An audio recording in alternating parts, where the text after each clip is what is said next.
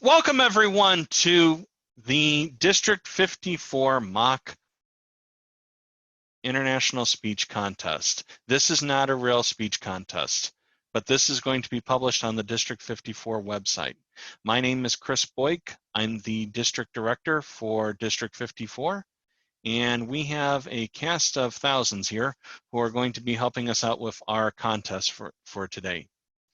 What we're doing is we're practicing how to conduct a virtual speech contest at the area, division, and potentially district level, at least for District 54. Other districts may do it a little bit differently. What we recommend doing ahead of time for all contests is to have your forms available. You can get this off of the Toastmasters International website, either through the resource library or going into the shop section for speech contests and looking at the appropriate speech contest kits for your speech contest. Send the forms out to the members ahead of time, so that way everyone's got their plans ahead of time. Chief Judge, Ballot Counters, and judges should all be in the same email thread. Judges should email the ballots to the Chief Judge and the Ballot Counters. Timers should be able to email the Chief Judge what their judging criteria is. And then the speech contestants will need to be informed by the contest chair. Generically, during an actual speech contest, everyone but the timer and the speech participant should have their video turned off, and that's to not distract the presenter, the contestant, from being able to read or see what's going on with the judges, because someone could be doing in a session, and that could throw off a contestant. We're going to first go over what it is that the Chief Judge and the contest chair should be going over. And we're going to start out with what the Chief Judge should do. Having a set of forms ahead of time is most appropriate. Depending on your contest, I'm going to share my screen here. The International Speech Contest Kit is totally accessible virtually through the Shop Contests Speech Contest Kit section. And then all of the forms are available in PDF, and you can write to that PDF and save it out to someone else. Judges should be given the certification of originality and told to email it back to the Chief Judge. And after that time, they should be able to get the ballots, and the tie-breaking judge should be able to be given the tie-breaking judge's ballot with the guideline. Does anyone have any questions about that? Who's on the call right now? I got thumbs up here. Yeah, Chris, this is Bala. Hey, Bala. So this judges certification of eligibility and code of ethics. So you want that the judges to complete that and send it to the Chief Judge before the contest begins, right? Even day before or sometime before. Correct, because if we have it ahead of time, it just makes life easier. For the benefit of the folks in the chat here, we actually have sent that out. To help out with the judging, I'm going to put my email address into the chat here. So if the judges could fill out their certification of originality, that would be greatly appreciated, and then email it to me directly. Okay? And judges, you know who you are. You signed up ahead of time. Does anyone have any questions on how to get to chat to see all those links?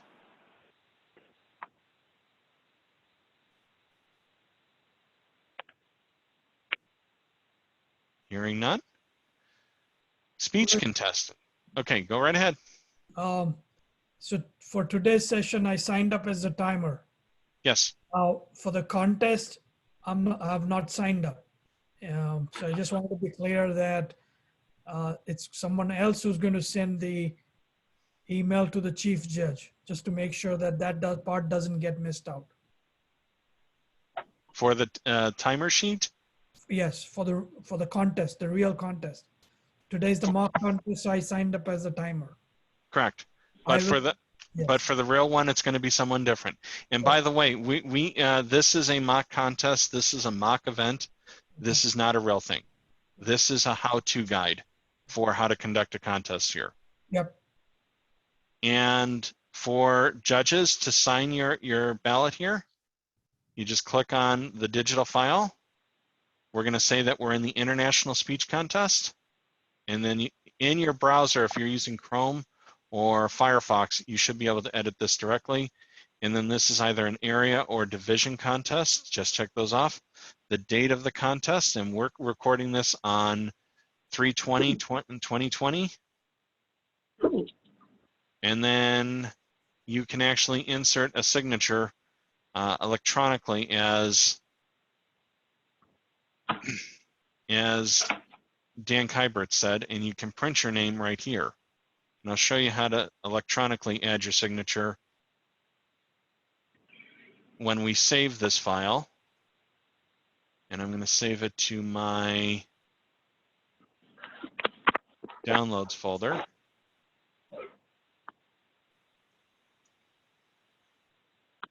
And what I'm going to do is open it in Adobe Reader. If you do not have this, go to adobe.com and download Adobe Reader.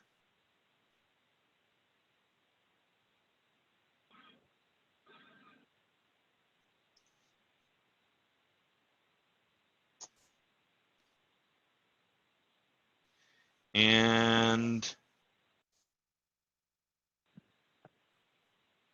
once it opens in Adobe Reader, if your computer works well with you,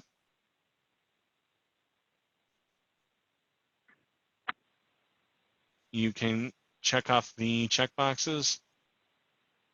It usually does save this. And then you can insert your signature using a signature tool like this. Now, I've already done this ahead of time, but you can actually put in your signature by clicking draw, and then what you're going to do is something that's fairly annoying, which is actually write out your signature using your mouse.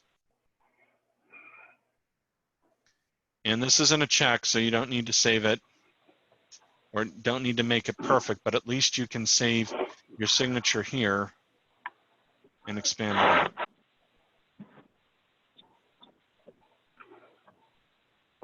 Questions? Yes, on that previous page, you had an option to create a digital signature there as well. That's what I did. A digital signature will work as well, yes.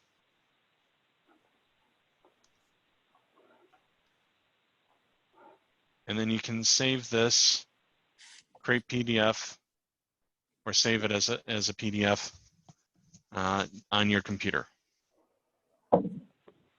Chris? Yes. I don't have any of the tools you're talking about, so I'm not going to be able to fill that out. Okay, do you have a Mac? No, I got an iPad. Okay, with an iPad you have Preview. And with a Mac you also have Preview. Okay, I've never used Preview. It is a PDF reader, and that does have a tool very similar to this. Let me join the Skype meeting from my Mac.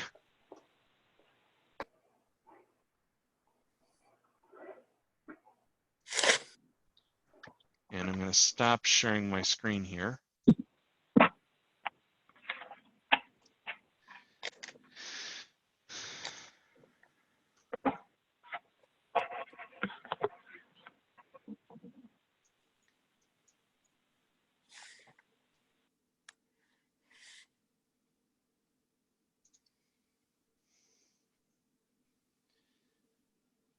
John, we see you messing around with the camera quite a bit.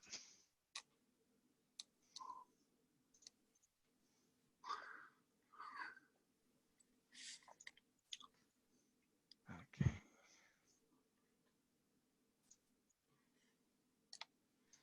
All right, so on my Mac, and I realize I'm looking down, I thank you for putting up with me doing that. But on my Mac, I can open up, and unfortunately I can't share a screen on an iPad. I haven't figured out how to do that. Okay. Not nearly that cool. But what I can do is I can open up the judge's ballot, for example. And if I click on this little, this icon over here, which is the markup tool, over here, I have the ability to capture a signature. Now with this on my MacBook Pro or a MacBook Air, it requires that you use your finger on the trackpad and you can sign your document that way. Now, as you can see, that looks like absolute hell, but it counts as a signature and that's all we need. Yeah, I don't have a trackpad or anything. No, but on an iPad in Preview, which you may have to download, Preview is the native PDF reader here, or reader and writer here. You can sign your ballot using a digital signature this way. Okay, well, I've got Acrobat Reader. I just couldn't get to it for what you're talking about. I would have to, I'm ineligible to be a judge in Division A, but if I had to fill out these forms, I'd figure it out and do it beforehand. Jim, you easily could be a chief judge then. No, I can't be a chief judge. I'm ineligible for that too in Division A. So some of the contestants are in my clubs. Understand. Chris, can I just say that if I am trying to find judges and they have to do it this way, you're severely cutting off my right hand because I'm not going to be able to find enough qualified, technically able to do this kind of stuff people. Cool. Then so is that's it not a okay problem. if I like mail it to them and have them mail it back? Mail? Like to sign it. Yeah, well, scan and print. Email it. Yeah. Email, well, yeah. Snail mail. Then you're gonna be having a very long contest in between meetings. Your contestants are gonna be kind of pissed off because it's gonna be days before they find out if they win or not. Which, hey, in some districts they do intentionally wait a week to notify the winners, but just like Iowa. Yeah, exactly. So, no, email is perfectly fine. If someone wants to print this out and scan it, that's fine too.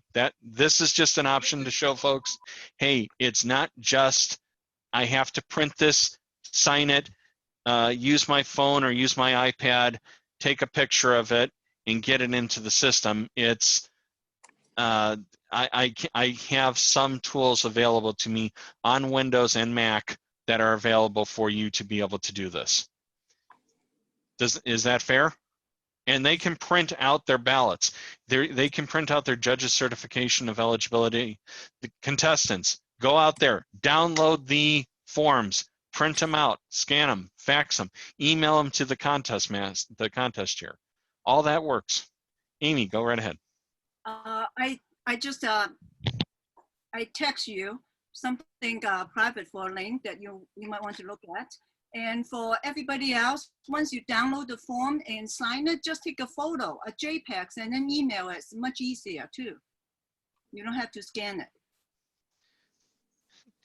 And Amy, I've had about 6 people text message me so far today, and so I haven't really looked at that. So it'll probably be after this. I'll look at that. But No. I mean the chat. Or I can just send it to you. Yeah. Got it. Yes. Okay. You're right.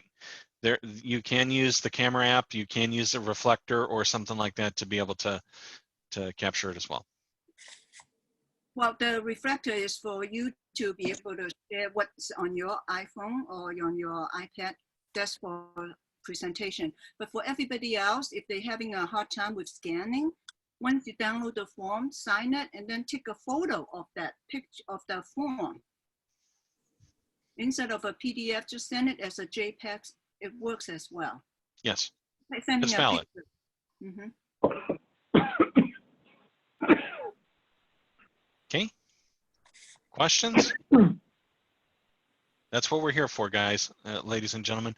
We're here to answer any questions you may have about this. Hey, Chris, I've got a question. This is Caleb. Sure. So I know we've kind of been focused on documentation so far. I'm wondering how the actual speeches should be filmed, or maybe not filmed, but presented. Should we be setting up a stage in our own home? Are we going to be giving a speech with just our face and shoulders, just like we're all talking right now? I guess what's expected and what's normal, or is it open? Is it open for interpretation? So Toastmasters International, Bala, did you get any notification from Toastmasters with your question to them? No, the I answer that haven't. Yeah, I have sent them 3 questions related to international speech contest at the district level. Okay.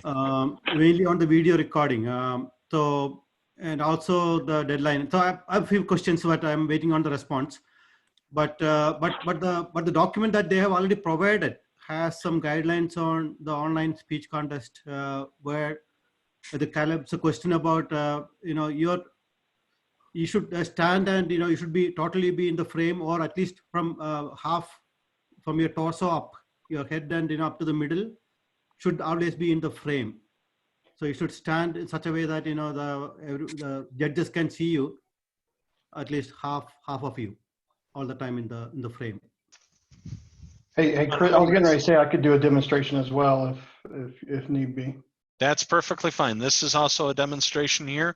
You can see my, hopefully no one's got the same girth as I do, which fills up the camera a little bit more. Bad jokes, okay. But at the same time, I've got my camera lowered a little bit.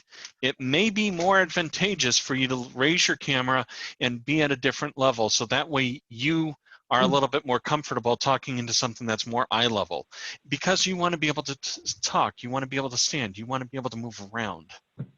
And we'll get into a little bit more of that after we get done with the functionaries, okay? Does that sound fair? Sure, yeah. I do need to leave shortly. There's some issues obviously with COVID-19 affecting all of us. But so I just wanted to make sure my questions were answered before I left. One last one, if you don't mind. Are we allowed any digital or musical or, by having a digital stage, you kind of open up the ability to bring in some kind of enhancers to your speech, right? Are we allowed any of those, or should we just pretend as though we were on stage in front of an audience? Pretend that you're on stage in front of an audience. Really pretend that you're at the World Championship of Public Speaking is what I would recommend. Okay, thanks, Chris. Pretend that you're there. If you really want to do this, bring your A game. What would you do in a World Championship of Public Speaking? If you're dropping your trousers like one person did, make sure that your video obviously is able to handle that. But you know what? Hey, if you want to wear underwear, you're more than welcome to do that as well on the outside. It's up to whatever you want to do. Just make sure your video is able to handle it. And one other thing that's very important for everyone else, except for the timer, and the only reason why the timer shouldn't do this, but everyone else should stop video. And the reason why is because we don't want to distract whoever the presenter is. And if we see that people still have their video going, your host of your meeting has the ability to right-click on your account and stop video for you, or spotlight the video of the person who's speaking, which would be very helpful. Now, for whoever the timer is, I recommend having something where you either have a background like this that can change, or you have something that is clearly delineable as green, yellow, and red. The only advantage with video, having the background change with this, is your hand doesn't get tired of leaving the paper up all the time, and you can't see yellow or green on this video. So, Well, Chris, I will say that I did see in hints for doing this online. You should put like a G on the green and a Y on the yellow and an R on the red, because some people are colorblind. correct. You're right. That is a very good tool, a very good handy item, and timing devices probably should have something like that as well. Good call. Hey, Chris, this is Gary Gerard. Did you answer Caleb's question regarding the background for the speeches? Well, he didn't ask about background. He asked about how to, should he be standing? Should he be sitting? How should that be? So if You you guys got bring a up a question, good point, though. Is there a preferred background? Should it be against a blank wall? You know, can we design our own background? Like, what are there any rules that are assigned to that?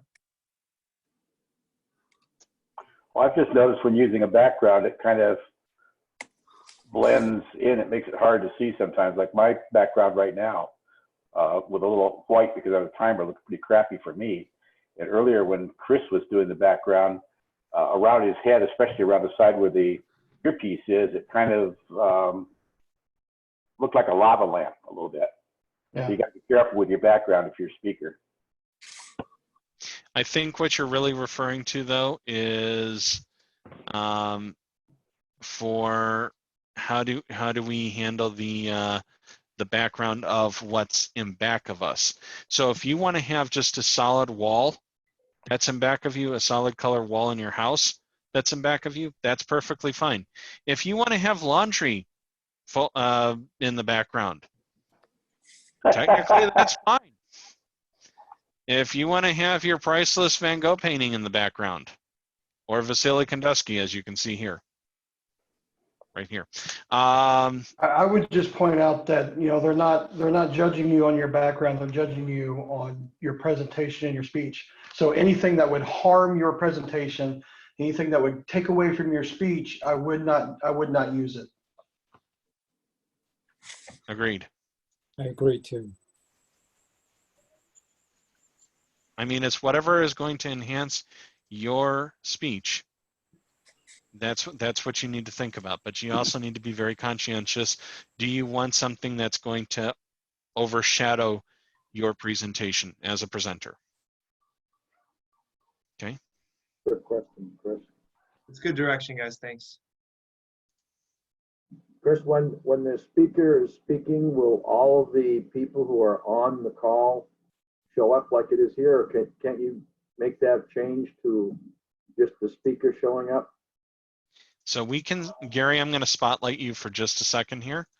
So we can set the host or co-host can spotlight the one presenter who is going to be speaking. And then everyone else should turn off their video. Except for the timer. You have the timer up there as well, right? Correct. So the timer is the only other person Right. that should have their video going. And if the timer's Sorry. that doesn't show up, that doesn't come across correctly.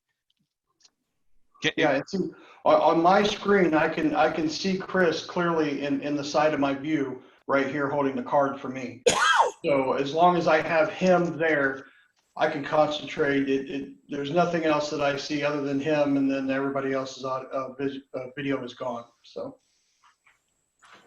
And that's a key point, is that before the speaker should actually start talking, we should confirm before the contest master introduces them that they can see the timer. And timer, one way to be able to make sure that you stay in the spotlight here, I'm going to remove the spotlight from you right now. Gary, thank you very much for helping out with this. The best way to be able to ensure that your spotlight is going correctly for the timer is to be the only other person that's not muted. Now that doesn't mean that you're or you know, vacuuming in the background, or you know, that means you're paying attention to the timing. So, Chris, is this visible? This is the timer from the phone. It's green, at least for some people who are not colorblind. That hopefully will be green. Hey, Chris, this is Caleb. Just want to say I need to jump off the call right now. I appreciate you calling this. I think that this is a really uncertain and weird time for everybody. I think you're doing a great job of leading us all through it. So I want to commend you for that. I appreciate you calling this so that I know, you know, how to work this next week. But I do need to drop off. So I just want to say thanks and have a good week and stay safe. For anyone who's competing, before you leave, Caleb, I just put into the chat window for everyone this online speech contest exception guidelines. So you can actually see what some of the recommendations are from Toastmasters International. Chris? Yes. Before you go, also, Caleb, before you go, I wanted to let you know that last night I talked with Darren LaCroix and Mark Brown, and they actually gave me a link for anybody who's a speaker that'll give you some hints on speaking virtually. So if anybody's interested in that, I'll forward it, whoever's interested. Considering that this is a recorded meeting, Steve, and you just brought that up as one thing for one contestant, please put into the chat and then. For all, yeah, it's for all. Yeah. Yes, please put into the chat and let everyone else know about it. Otherwise, you're being unfair to other contestants. No, it's for all. That's what I wanted to make sure I got to Caleb before he left, so everybody knows. Got it. Okay, thanks, guys. Appreciate it. We'll see you later. Have a good night and be safe. You too.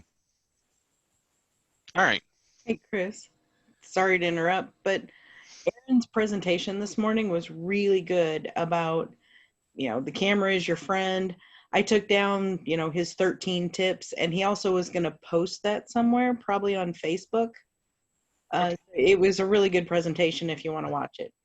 Wonderful. And that may be something that we put up on our district website as well as an opportunity to be able to see some great tools. So thank you for sharing that, Vivian. All right. Hey, Chris, this is Bala. So one question I had asked TI was, is it okay if we bring the contestants, you know, there's 3 of them, and the chief and the contest chair, maybe couple more people, less than 10 people into a room, into a space, and you know, have them, you know, have the contest there, and the rest of them will be online. So what is the limit? I mean, or does everybody have to be separate? You know, it doesn't say that. So I haven't gotten response to that. Can 4 or 5 people meet somewhere and then do this? So the contestants will have the same kind of a camera angle and all that, you know? That is an excellent question. And you're right, it doesn't say anything about that in the official guide. I know that depending on the, yes. The governor of the state of Illinois That's put us where I on was lockdown going. at 5 o'clock tomorrow. I didn't know if you'd seen it yet. Yeah, I was about to say that the government is actually shutting down a whole bunch of stuff and quarantine folks from being able to go out and do things and meet in groups. So it depends on it. From an Illinois perspective, they don't want us doing that, which is. That's until April 7th, I think. Only non-essentials. So Toastmasters is still in game. Just kidding.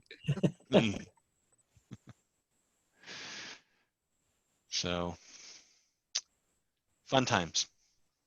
So we've got some major opportunities. Bala, I think that for right now, given the state of paranoia, I'll say, that we probably wouldn't want to do something like that, although that we'll see how this all goes. Okay. Sounds good. It probably would be better if people did it from their homes and found a good space to be able to present. All right. I see someone found out how to share something as well. Wonderful. All right, questions about judging. If we can go back to that.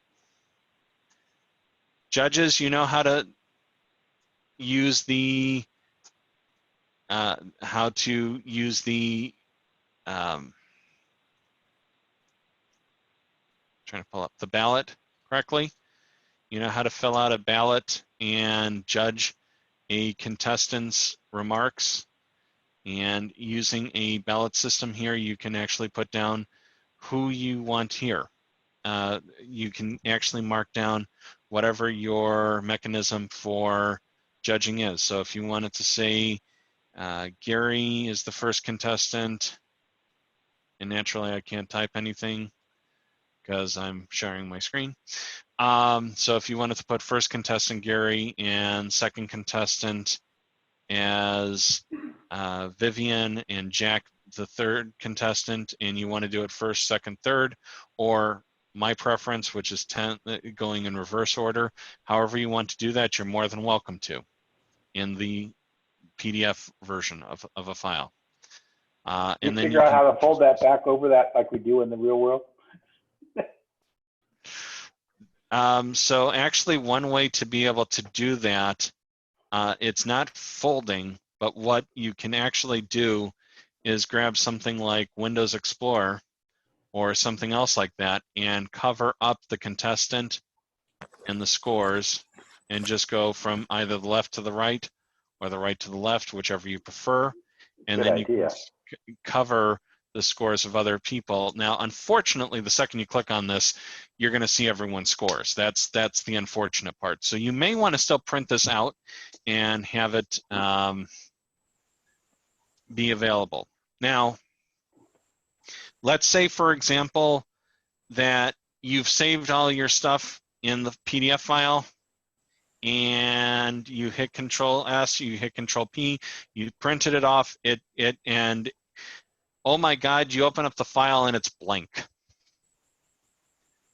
Judges, one of the main reasons why we actually would like to see an email possibly, because talking with a couple of other districts that have had this happen, if you send an email, you can put down in the email who your first, second, and third person is. Okay? And I would do that as well, just in case the PDF comes across blank.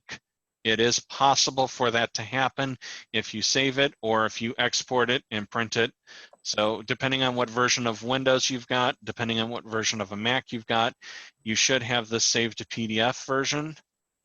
I'm not going to explain how to install it if you don't have it. This isn't Tech Tips with Chris today. You're just going to save it and hope that everything saves as an appropriate PDF file and that all of your changes are in there. If you save it via the print option here, it basically takes the input from the screen here and puts it into a new PDF file. So if you wanted to do it all here, or better yet, if you still want to just print it out, take a picture of it with your iPhone or your iPad or whatever, your Android, your whatever it is that you're taking a picture of it with, or use your scanner, whatever you want to do, and mail it in that way, that's perfectly legit, perfectly fine as well. Hey, Chris, It's your preference. Do we really need to use this ballot? Can we have the judges just email the first, second, and third place winner's name in an email? So my question explicitly to Toastmasters hasn't been answered about that either, because I shot them an email saying, hey, do you actually need the signature and the judge's name? And they haven't gotten back to me yet. Because otherwise my answer is, yeah, just send an email with the first, second, and third place. Or private chat, or just chat and put the names in the chat box. That'll if work you as privately well. send it. Garrett, I see you're chomping at the bit, and then Amy, I see you're out there as well. Yeah, I just got through being a ballot counter at a District 30 contest, and one of the things that happened was there was 5 judges, and I received 4 via email. The 5th one didn't come for a long time. She said she sent it both via email and text. I did get the text, but I didn't even get it in my junk email. So I think I'm just saying it's probably good to have some a safety net. Also, somebody suggested, just as I believe Bala mentioned, putting it into the chat. You can attach it to the chat, but be very careful that you either don't send it to everyone or the wrong person. So however you want to do it, but there was some hiccups because of that. But I really strongly suggest the safety net, and I don't think it hurts to try the messenger either. Yeah, to avoid that accident, the chief judge should initiate that chat. They send it to that person, then in response to that chat, they send the response. Then that will be private. So what I'm doing right now is I'm trying to show how you do a private chat in the message here. And naturally, as with everything in Zoom here, when I try to do something specific, it doesn't let me do it. So I'm going to do it this way. Snippet tool is awesome when you want to get around Zoom's I'm not going to show everyone what you're sharing option here. So you in the group chat option in your Zoom session here, and I'm assuming that you're doing Zoom. Please forgive me if you're doing WebEx, Teams, Skype, GoToMeeting, Yakov's Discount,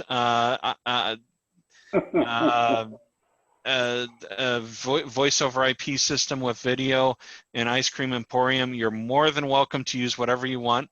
We're assuming Zoom in this particular case, okay? So you can click on the chat. In the chat option here, you can see that we have a to field here. By default, it's everyone, but you can individually select anyone who's in the chat. Now, one major exception, phone numbers. You cannot chat with someone who's a phone number.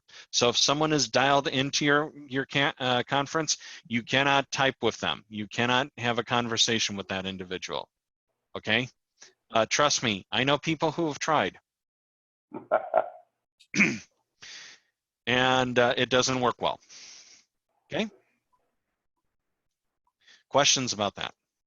And yeah, having the chief judge initiate the conversation is not a bad idea. And then selecting the individual, hey, send me your ballots. Hey, send me your top 1, 2, 3. Hey, send me your top 1, 2, 3. Now the key is for the chief judge to actually pay attention and look at who's there, but it's also for the ballot counters who have to see that as well. That's the other reason why email or text is good, because it's not just the chief judge who's going to see this, the ballot counters also have to look at this. Okay, Amy, you had a question. Yeah, I totally second what Derek said about having the dual system have a safety net. Now, if it's the group chat, in this case, if we are responding to the chief judge, I think that's just that person was there. But if it's a group SMS, I think everybody else will see what everyone else is typing in. That would take away the anonymity of the judge. Correct. And also the ballot counters and the chief judge as well. Now the chief judge has to be known because at the beginning of a contest, they have to specify, yes, all the functionaries have been briefed. But so yeah, I think this private chat is really a good way in addition to email. And would you clarify, we only need the bottom portion as we have always done in the past, right? Correct. Correct. It would just be the bottom portion that would be needed. Okay. Not the full scores, not just this part here, not this part up here. So if you only wanted to print out this. Is there a way to make 2 separate PDFs? The top portion and bottom portion in fillable PDFs? Not that I know how to break up a PDF file like that. Snippet works fine though on it to break it out of the bottom. Yeah, snippet would work. So you I can just- do this. I just couldn't get Snippet to put it into the chat file just now as I tried, but I emailed it to you earlier. So snippet, if I type something in here, I can get that, and then I can copy it and put it into an email and email it out as a PDF. Or there's a save option here to actually save it as an image, or even save it as an email. Now, grab it on a Mac is a little bit different. You can't, it still has the option for sending as an email or something like that, or saving as a file, but it's a little bit more hokey, I found. So it's better to actually save it and then put it into an email for a notification. But you can see right here, it's connected to my Outlook client, and I can send this to whomever I want. And at the same time with the email, I can hopefully just say, you know, I'm just picking people at random here who said that they wanted to compete. Not actual names or anything like that, okay? Just putting that out there. And that's how you can do it. And then type in the name of the person who you're sending it to and hit send. That's an option on Windows. On Mac, it's a little bit different, but similar mindset with the Grab It tool. And that's under Utilities in the Application section. Okay?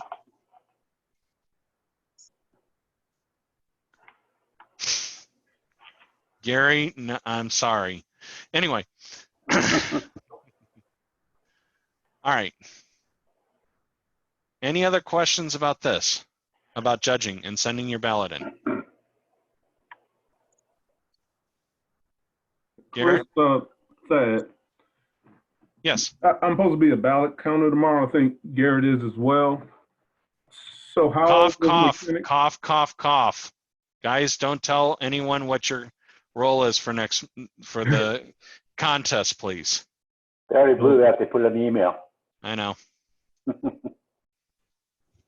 Well, I don't know if you. Well, where I was getting at is, will email come to the 2 ballot counters? That's one of the reasons why we said originally on the beginning of the meeting that the chief judge and the ballot counters should exchange emails with the judges, and then the individual judges sends their ballot to the chief judge and the ballot counters. And we were talking about possibly doing that as part of a private group chat, but once again, only the chief judge probably would get it at that point in time, unless the judges want to or the ballot counters want to individually reach out to each one of the judges and grab it that way. Group chat is another great option, or group text messaging, now that I've got my phone over here. If all of you put your, create a group, a WhatsApp, a group me, or just have a regular text message between all the participants, all the judges and the ballot counters, that's another way to be able to keep track of who voted for what.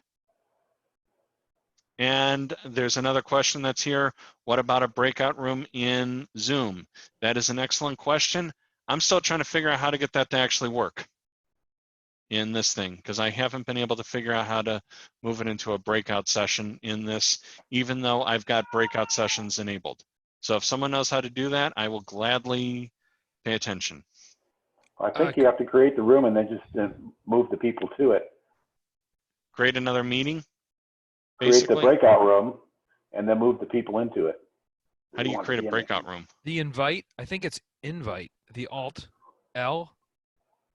We did it for the contest earlier, Chris, and it took a while. Like, we got a button that everybody pushed, and then all the judges and functionaries were all in one room getting briefed, and then as one group got briefed, they would leave the meeting. And I was too busy counting the ballots and checking email that they invited us back at the end where we could have been able to talk freely. I missed that, though. Once I got back to the group chat, I saw it said, hey, join the meeting. I did, but then it was too late. All the results had been, sent in and counted. So they did use, I didn't operate it, so I'm not exactly sure how they enabled it. I believe it is that invite button at the bottom that looks like No, a it's guy. it's not invite. It looks like it's a it looks like underneath chat, at least for me as the host, there's breakout rooms, and then it says I can assign up to 27 participants into one breakout room. So what I'm going to do is I'm going to assign 2 breakout rooms, manually assign create room, and then in breakout room number 1, folks, I'm going to lose about half of you or a few of you. So, and then we'll bring you back, and we'll bring the other half out and put you back in. Okay.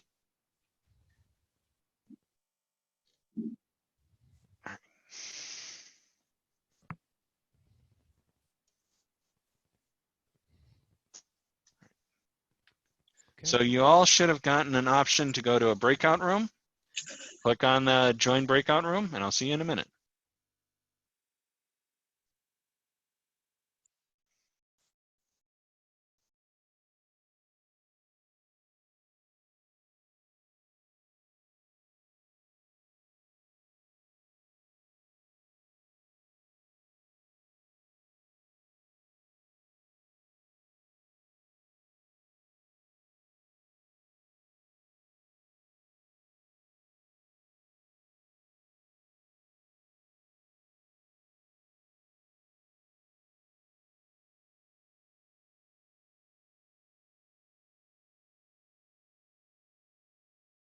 Back in the main room.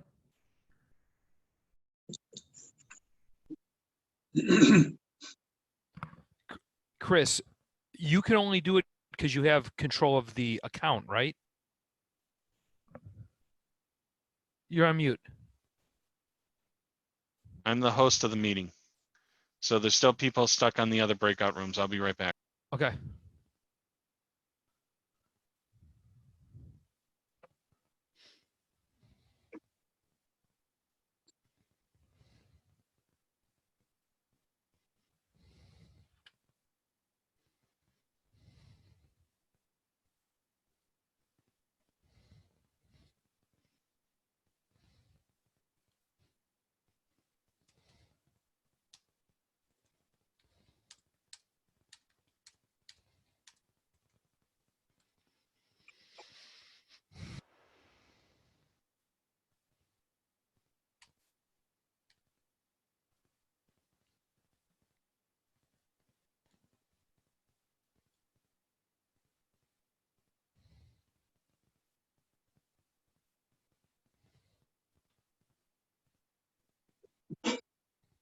Looks like it's just you and me.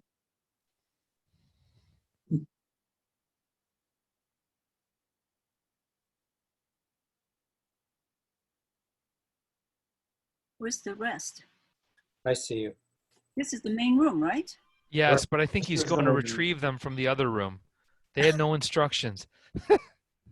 Well, they may have a problem like I have. That Lee meeting is not in the bottom left.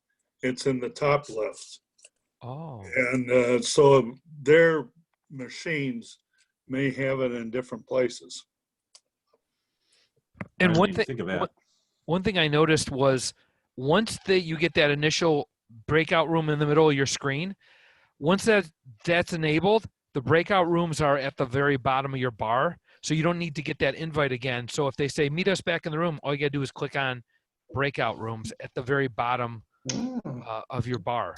Because I missed it. Oh, I see that, yeah. Yeah.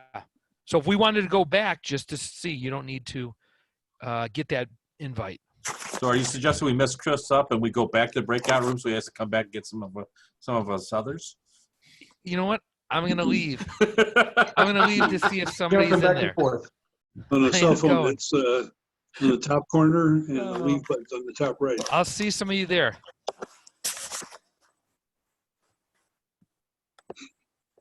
Hey, Steve. Yes.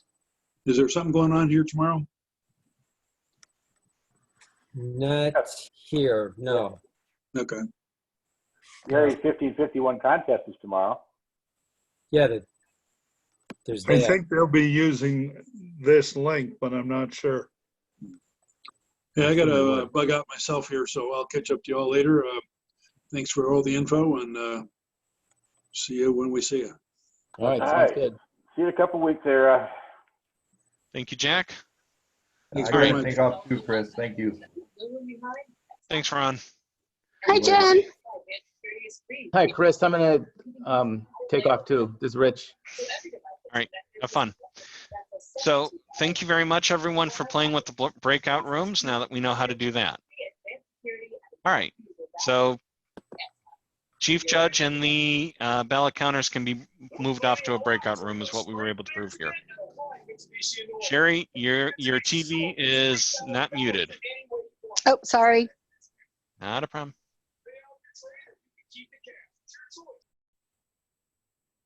Thank you. Okay. So ballot counters, we're going to be counting out the ballots with the Chief Judge, just like we've been talking about for a while now. Timer, you're keeping track of the time and use the standard forms, either write it out and take a picture or use a PDF, whatever you prefer. But we do ask that you have some form of denoting green, yellow, red, and if you can put a G, a yellow, or a Y, or an R, by all means, go ahead and do that with your timing signal. Or if you want to be cute with your video background and psych everyone out, man, you're more than welcome to do that as well. And I've had at least 7 or 8 people ask me how to do this, so we might try and put this up on the district website. Well, I did that, but it didn't come across too well on mine. Understand. G, yep, that works, Garrett. And G, Y, your green actually didn't show up at all because of your background, by the way. Your yellow did. Okay, that comes across better now. But your video display, Garrett, is kind of making it a little bit hard to see the green. It's interpreting that as a green screen. Now we can see green without any problems. Bill, you're surrounded in red. And Sherry, there's something really wrong with your background here. It says Cardinals. There's something really massively wrong with that. Only thing wrong with it is that the season is not going to start soon enough, doggone it. Okay. Us Cubs fans are going to stop with that then. All right. Chris, I am for some reason unable to get the green at the back. So once again, you're going to need to create a green background on your own. What I did, and I'll share it one more time for the video so that way everyone can see this. In Windows, there is a paint feature. Yeah, mine's a Mac, so. Okay, in Mac, there's a different tool that's used, and that also is Preview, by the way. You can go into Preview and create a new blank image and create a fill of just one color in that tool.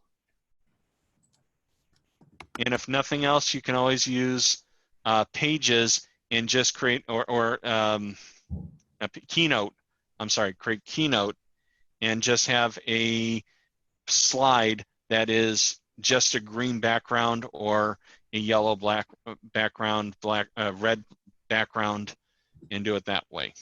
Okay? Okay. And share that out as well, or put that in your image. You can save that as the individual slides as a JPEG using the Grapid tool and make that your background as a PNG file. Okay? Okay. And if anyone would like to see how to do that, I can show them how to do that on a Mac. Well, if we have time now, or are we going for the mock speech? I was hoping to go into the mock speech part, but okay. All right, so here's what I'm going to do in that case. Let's go forward with the mock speech. And for now, for today's... You know what? We're doing this. Let's do this because there are people who are going to want to see this. So first off, we're going to grab the Grab It tool. And the Grab It tool is under Utilities And of course, they changed it to screenshot. So this is the screenshot tool.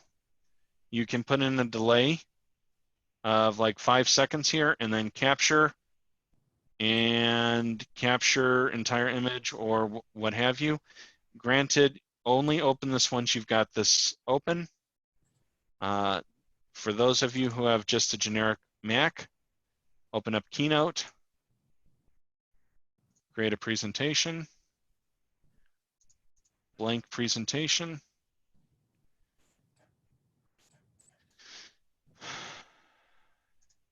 And we're going to change we're going to do a rectangle shape.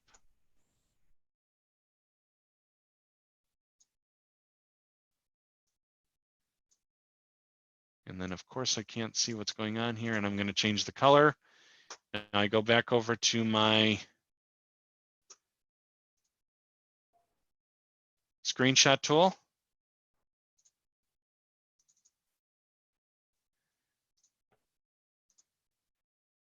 I have my capture delay. I click on the image that I want it to be. And then I have this saved to my desktop to be able to have something like this as a image on my computer, or I can save it as a into preview or whatever is the appropriate tool for what you're trying to do. New from clipboard. And you can kind of see that I've got the green image here. Once again, mess around with this, make it a little bit bigger, and then you can just file save as, file save, and save it as a PNG file, however you want it to be. Okay? Green, yellow, red. For Mac users, that's how you can be a timer. And once again, this video is being recorded, so there you go. Chris, once you create that image, how do you add that to your Zoom background images? Do you have to go in there and add that? So what you're going to, please hold, let me grab the snippet tool once again. And because once again, it doesn't let me take an image of this. So you're going to click on, am I sharing? No, I'm not. So what you're going to do is you're going to click on your, next to your video here, there is a up arrow and you're going to choose virtual background. Yeah, I saw that. There's an add image. Okay, saw that. And then over here, there's a plus sign on both Windows and Mac for add image. Mm-hmm. And after you've saved it, you can have your green, yellow, red, white background, whatever you would prefer as an image there. Okay.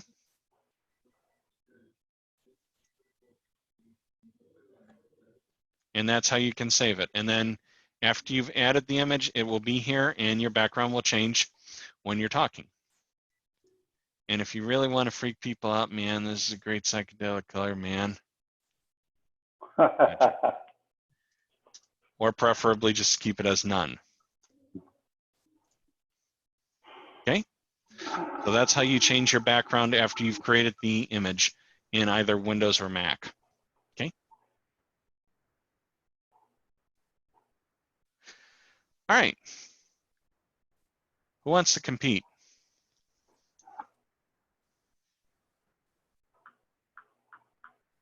No one. Okay. That kind of sucks. I'm not seeing the reaction that people should have who should be competing here. I mean, heck, y'all are lucky that aren't area directors. I mean, you can compete. Enjoy. So I thought you had people sign up to be contestants here at the beginning. We do, but half of them left. I'm raising my hand. Okay. We still have a couple people. We still have some competitors who want to rip the heart out of their competition and ensure that they become the world champion of public speaking.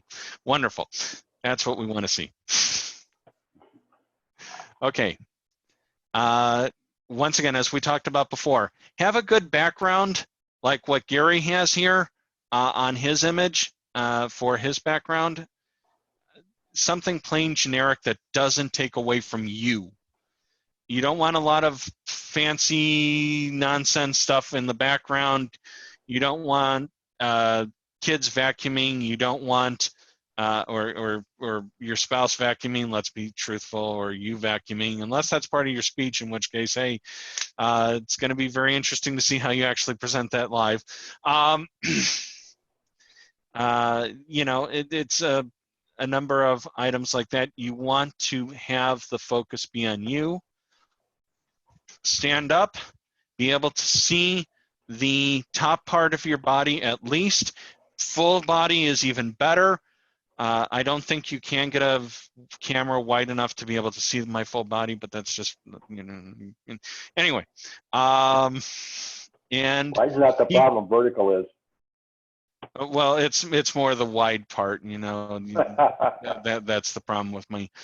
And give an opportunity to speak directly into the lens of the camera. Do not talk into your monitor. Don't talk directly into the black dot where your camera lens is. You are on TV. You are on video. You are having distractions all over the place. So make sure that your phone is definitely not in the room with you or anything else that will make noise. You want to keep the room as silent as possible. Do you have a headset?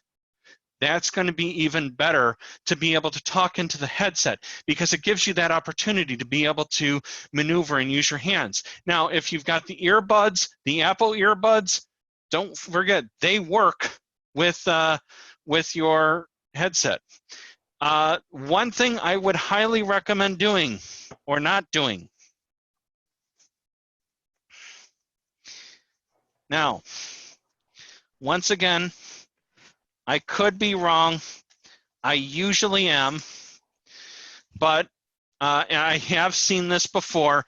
These wonderful things, these little earbud things that plug into your speaker side of your computer, do not stand up and walk away from your monitor or your computer with them plugged in. You will have a bad time. You will be having a chat with some of the folks over at Best Buy possibly, or wherever you get your computer serviced when the whole thing comes forward and your video looks a little bit odd because it's at your feet if you still have a video. So if you can stand up and talk into the lens, that is significantly better. If you would prefer to sit and just have your earbuds in and talk this way, technically that's allowed as well on a video camera. But it's whatever's most comfortable for you as the presenter. But it's also something that you have to consider that the judges are going to be thinking about as well. Okay? What's your staging area? Hint, it's only the camera. This is your stage. Do not start talking over here. Bad idea. My presentation is going to be wonderful because I'm talking about this heartfelt thing, and Chair Chris is your presenter. Not a good idea. Okay? Yes, Gary, you're doing it correctly. So put the camera back a little bit. Let people be able to see the room as it is and be able to participate how they want to. The camera is your friend. You are on TV, basically, is how you need to think about this. And you need to have appropriate lighting. If your room is too dark, like my room is too dark, I don't have anything. I've got 5 monitors looking at me right now. That's what the glow of the blue is. it's from 5 different monitors that are all around this area. But if you don't have appropriate lighting, go run over and get another lamp of some kind and make sure that that's there, lighting your face up, lighting your body up. Gary's doing it correctly with appropriate lighting over him. Yeah, and also having your cell phone at arm's length is another way of being able to do it, but you're going a little bit off camera then. Garrett, you've got a question. Yeah, I just want to say I just saw a contest earlier, and I was amazed by how well both competitors did in terms of staging. They absolutely thought it out, and even when we logged in, they were figuring it out, looking at the screen. I'm sure they also practiced at home with the screen, but they actually did have staging. They moved from one portion to another, and I'm sure it was like baby steps, but the illusion on screen made it look like, here they are, stage left, middle, stage right now. And they also used the depth of the stage. And I thought that was like excellent. And they'd reach down and grab a prop that they were talking about. It was very seamless. You don't show a prop until it's needed. And lo and behold, they show it. And it was very effective. I thought, so I think if somebody is sitting down, and that's perfectly fine, like you mentioned, if you're going through the judge's ballot, you will probably lose points, I would imagine, on the staging aspect if you just sat in one spot.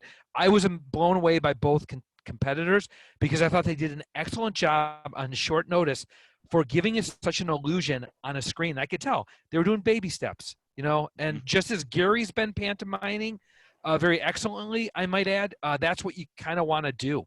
Absolutely. Yeah. And lighting's important, as you mentioned. Both front and back lighting. Yeah. Go right I think as a judge, it would be easier to judge somebody like Gary's been doing than what you're doing right now, Chris. If the person just sits there, there's a lot of them that you're not seeing and not able to judge gestures and body language and that sort of thing. I'm not advancing. Okay. All right. Any other questions about how to actually perform? Is it okay to have like somebody who is at your house holding the camera for you so you can move around? Interesting proposition. They're not in the shot, are they? They're not making noise. They're not contributing to your speech. Nope, they'd just be holding the camera. Here's my only suggestion on that, Sherry, and that would be you have to be careful of network latency or lag. If they're moving the camera too fast, or if you're moving too fast, that picture could lag out, and then all of a sudden you're stopping or you're doing this. Whereas if you're by yourself and it's a stationary camera, you could slow down your movements and it could be purposeful and it wouldn't have that ghost effect as you're moving too quickly. What do you mean? Good call. Moving Thanks. too quickly? Good suggestion. I don't know what you're talking about, moving too quickly. Yes. You're absolutely right. And preferably tripods are better than humans for videotaping, for video recording, unless they're a professional. And by the way, a professional has a tripod. If they're a professional videographer. So they don't even hold the camera like that or like that. Because I don't know, unless you're an absolute surgeon, there's people who just naturally are going to move their hand around. Okay. Hey Chris, don't you really have to use the camera that's on your computer in order to be able to be part of the Zoom? No, technically you could theoretically join the Zoom from your computer and also from your phone at the same time. I'm currently logged into a Mac, a PC at the same time right now. So you see 2 Chris Boykes in the chat, one that says host and one that doesn't. And the one that doesn't is my Mac. But the one that's me is off to the side here. And once again, I'm looking at 3 external monitors, this computer, and then the Mac is over here. So, hi, I'm a nerd. I'll just say that. So, And Arun, you started a screen share. You're sharing your screen?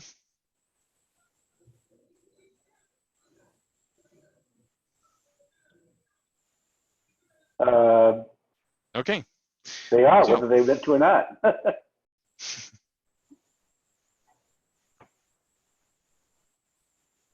Yeah, there's nothing that's being displayed, so I'm going to stop that.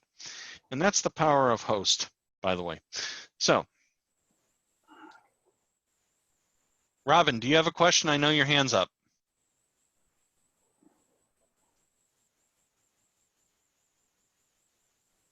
The hand up was just I'm still here and wanting to practice my speech in the Zoom format. Okay. All right. Now, this is the part that's been kind of concerning me this for like the last 48 hours. Contestants, paper, rock, scissors for who goes first, second, third. Because we can't kind of hand out little pieces of paper to find out who's going to be the, or cards or anything like that to find out who's going to be first, second, third. Chris, what about pick a number between 1 and 50 and the one who gets close? Marianne, you blanked out part of the way there. Oh, That's what I was pick a gonna number say. and then whoever gets it on the nose or closest is first, and then furthest away is last, and the one in between is second. And see, I always use cards, and if there's like 6 speakers, I have ace through the number 6.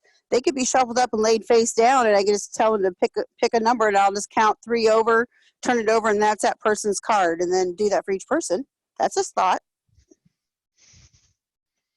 That is a thought. All right. I didn't say it was a good one. I just said it was a thought. No, that is a good. That is a better one than what I came up with, which was Rochambeau. But we don't need to get into that, especially virtually. But anyway. All right. Trying to find my deck of playing cards here.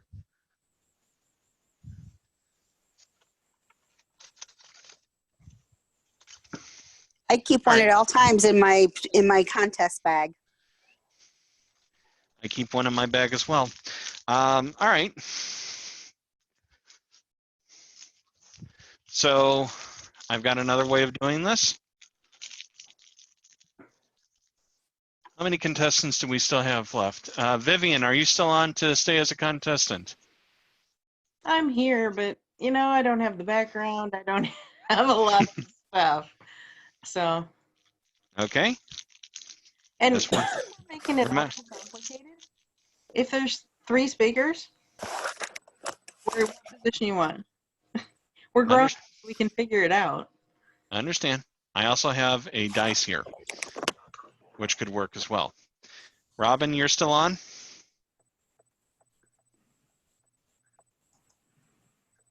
And ready to compete? Muted earlier. I'm still on and ready to compete. Gary, are you still on and ready to compete? Yeah, I'll compete. All right. And then Jack and Caleb both dropped off. So I've got a regular die here.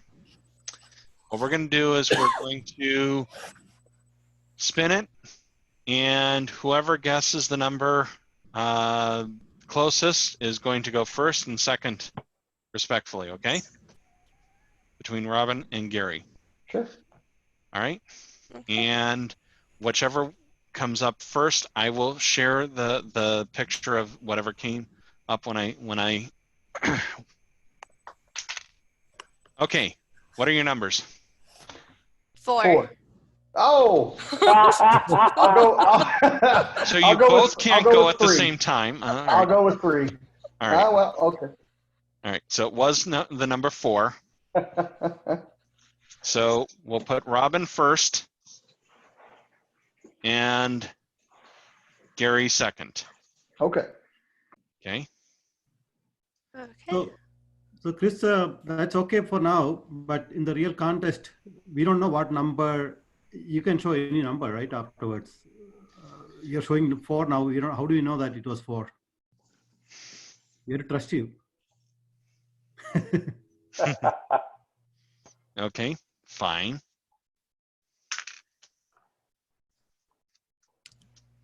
We can't see your rolling surface. Yeah, that's part of the problem, is you can't see the rolling surface easily. And the only way for me to do that. We'll think about, we'll find a way later, why don't we proceed? So that's 6.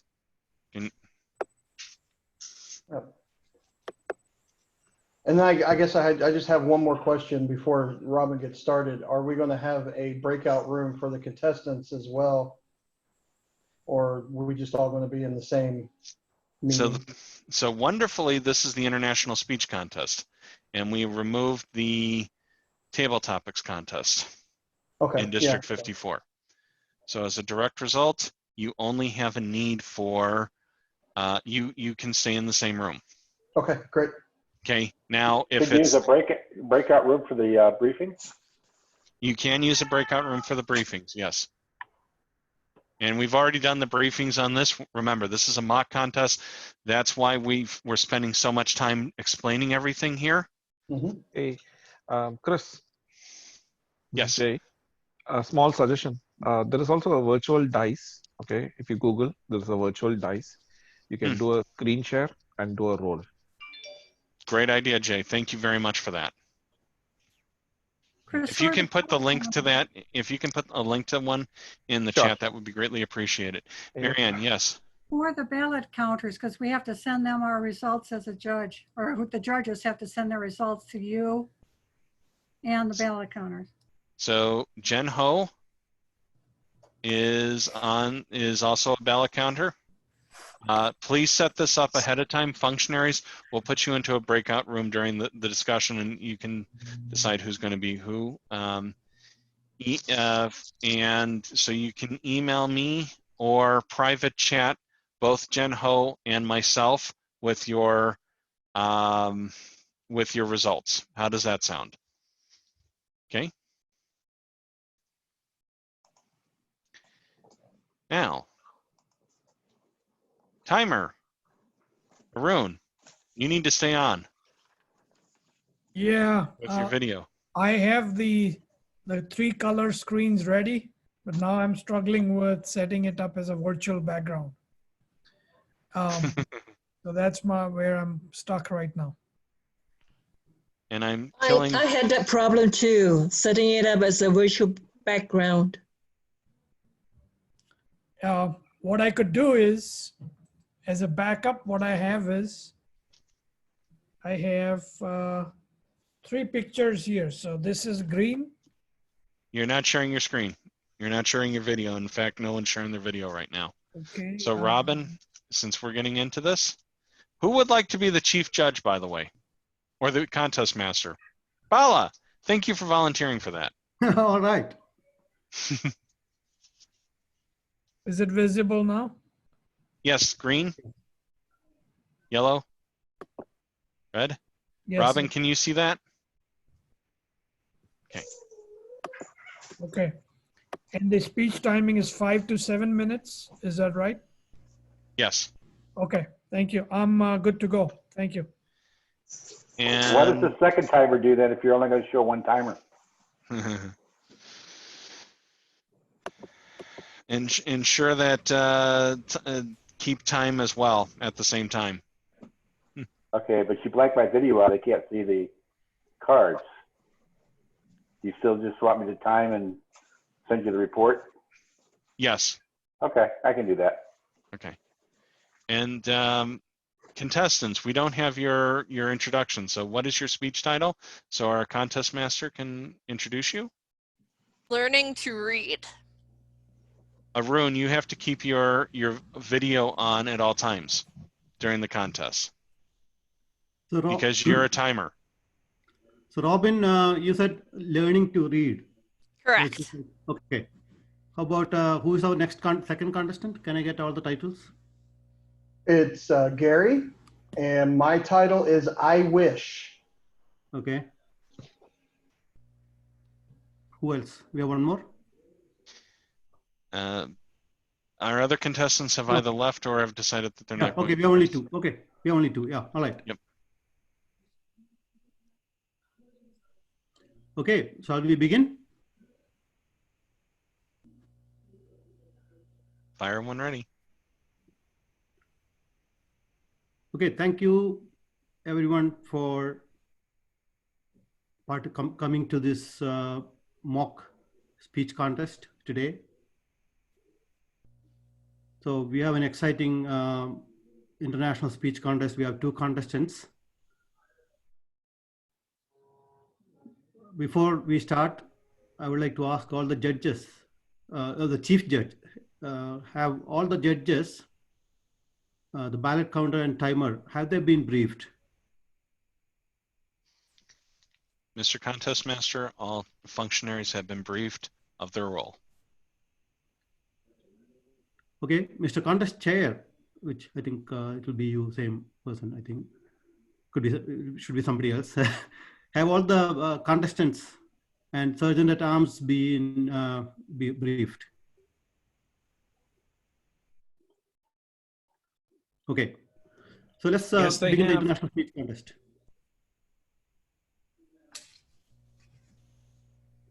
So speaker 1 is Robin, learning to read. Learning to read, Robin.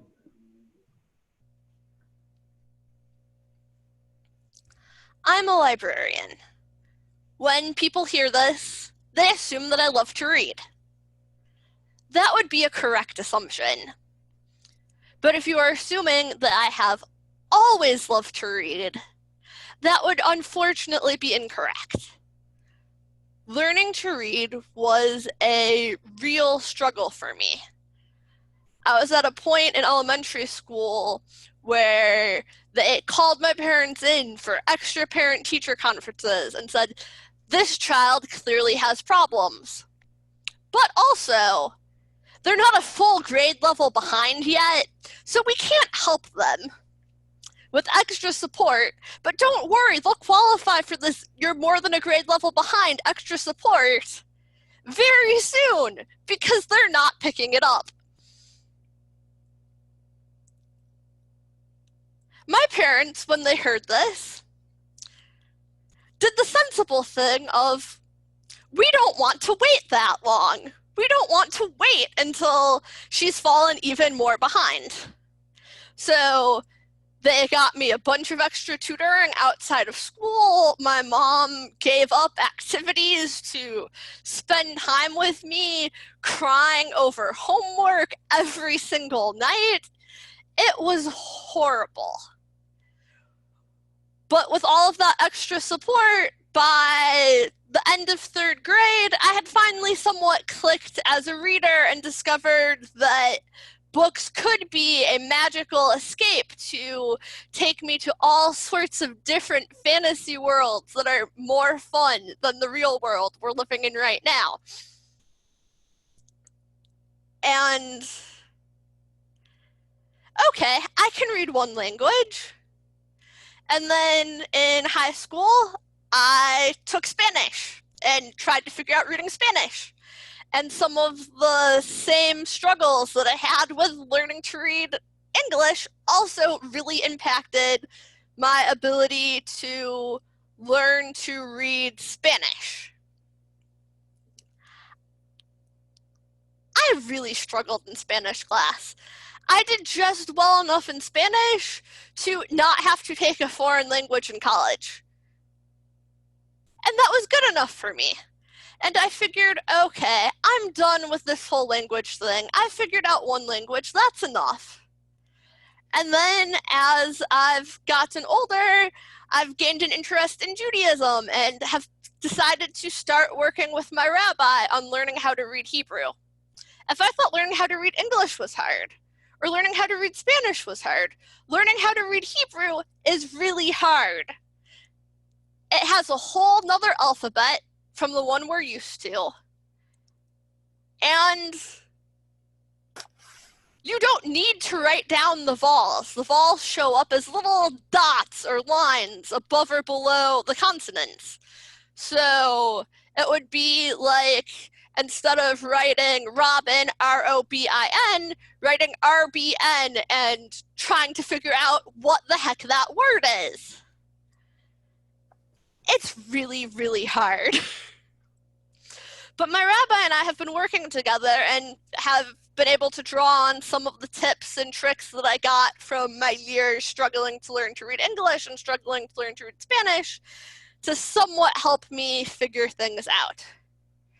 First of all, when a book might give me text that's tiny like this, instead of just, let's try to pick out what the tiny dots are with the tiny text, we go through and we blow it up and make it as big as we possibly can so the vols are easier to see. And then when I still get to places where I struggle, we have given each vol its own color. So if it's something that makes an ah sound, I can take a crayon and color it aqua, because I know aqua and ah have the same kind of sound, so I can color code things, and that's really been helpful. And a couple of weeks ago, there was the Jewish holiday of Purim, and at that holiday, it's traditional to read a scroll, and I got to read a couple of verses from that scroll, and I was able to do that successfully. So I have gone from being the kid that the school system looked at and said, oh, this kid is going to fall hopelessly behind in no time, to being someone who is now able to read English competently and actually has a passion for figuring out how to read in other languages. Also, I have lost the ability to see the timer, so I have no idea how I'm doing on time.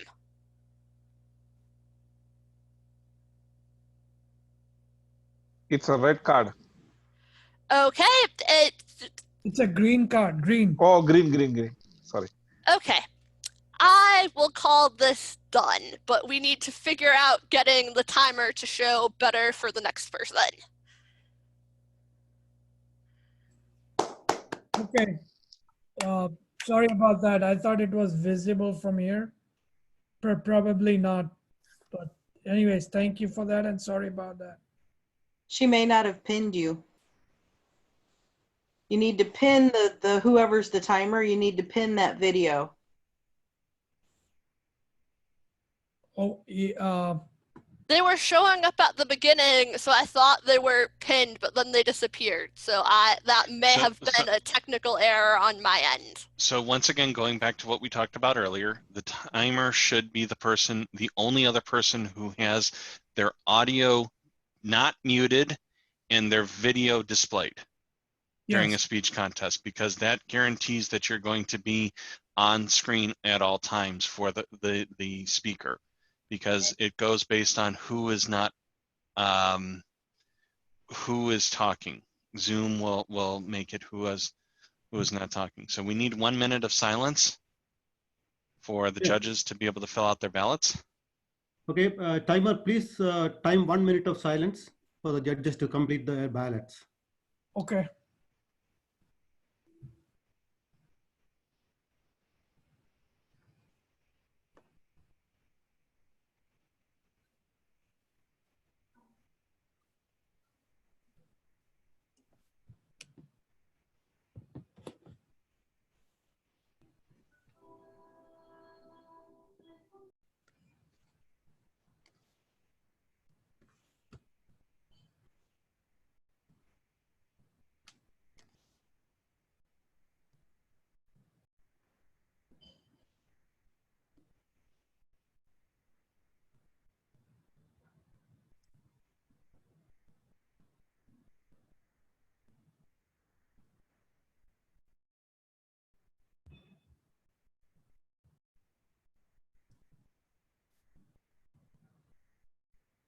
Timer, is that 1 minute? Not yet. Oh, okay, sorry.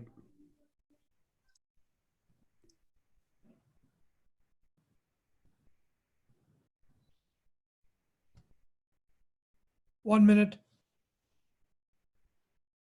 Do any of the judges need more time?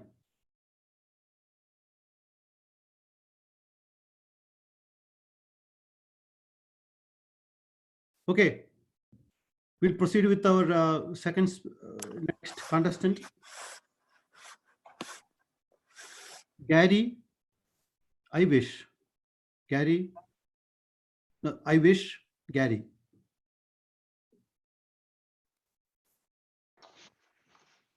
Okay, I cannot start my video by myself.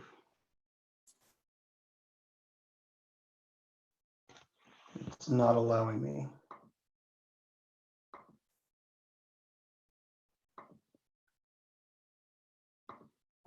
There we go.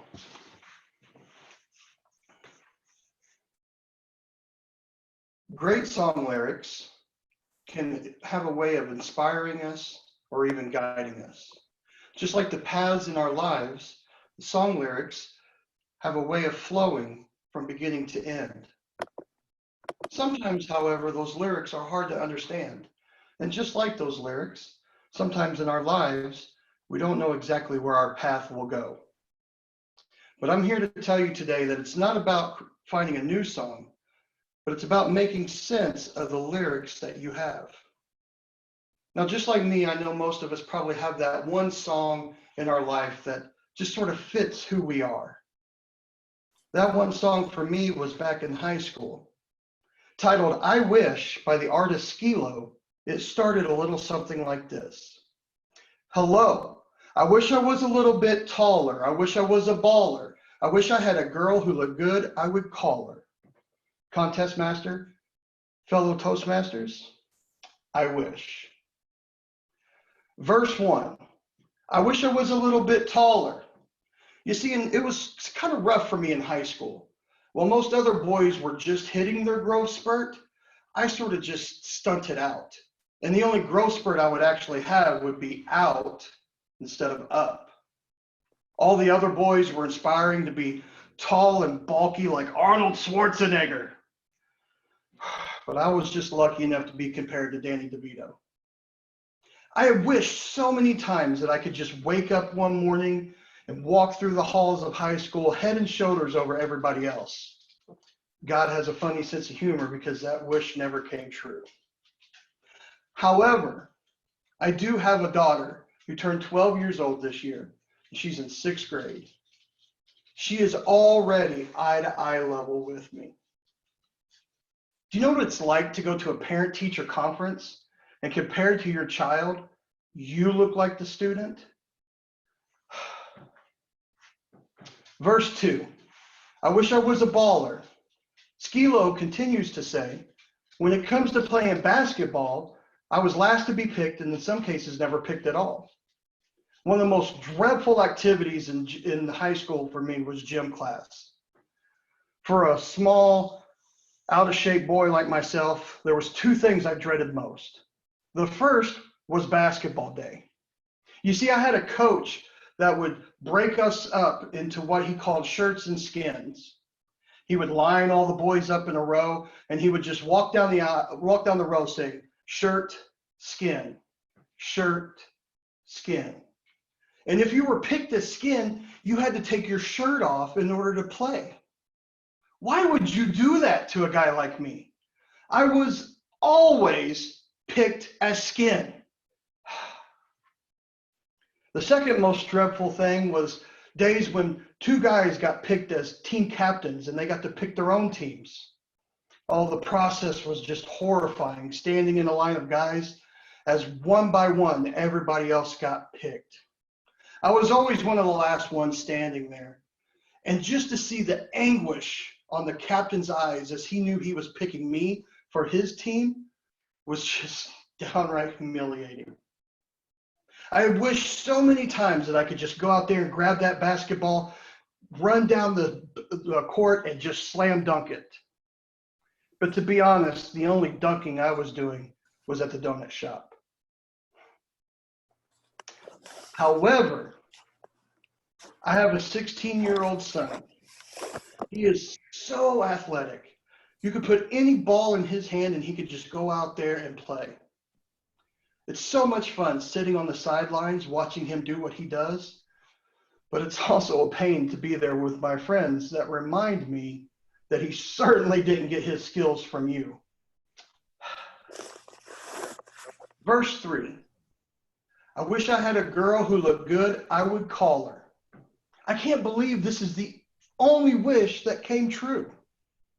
Now, let me be quite honest. My wife, oh, she is gorgeous, she is intelligent, and she's my best friend. I remember the first day she came into where I was working, I just swept her off her feet, asked her for her phone number, and she had no choice but to give it to me. Yeah, that's right. I called her that night and set up our date, and the rest was history. Okay, I don't want to lie to you. I only wish we met that way. Actually, the first day she came into where I was working, I saw her and I froze. And I couldn't complete a sentence form. I mean, form a complete sentence. I don't know why I was blessed with my wife. It must have been my pathetic weird charm, because she actually came back in and asked me out. You see, my life didn't turn out the way the wishes were in the song, and that's okay.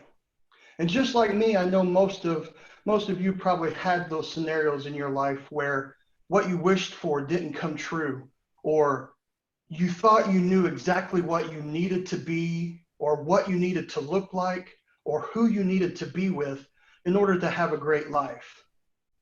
But let me tell you today that my life is really great without me being tall. My life is absolutely wonderful without me having the ability to dunk a basketball or shoot a three-pointer. And let me say it again, my wife is absolutely gorgeous. And she chose me, even though I'm not even a smooth player. So what do we do with this? Well, artists today will take those lyrics that didn't necessarily fit today's theme and they rewrite them or do what they call a remix. So if you have some goals that don't necessarily suit you best these days, this is what I suggest. Create your own remix. In 2020, here is my remix of my song. Hello. I wish to be a great father. I wish to provide for my son and my daughter, to be there for my wife, who's a beauty and a scholar. I wish. Contest Master. Wow, excellent.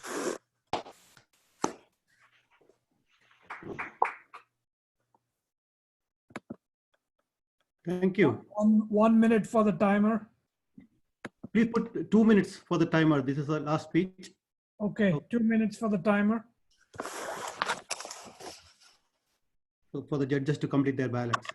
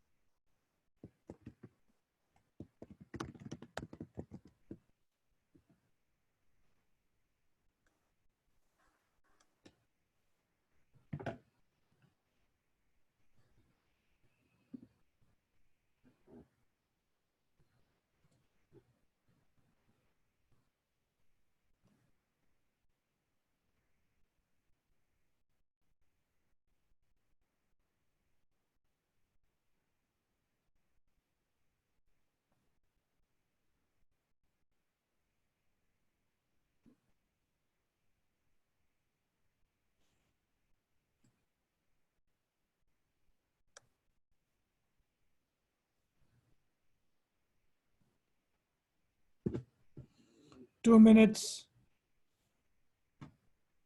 Do any of the judges need more time?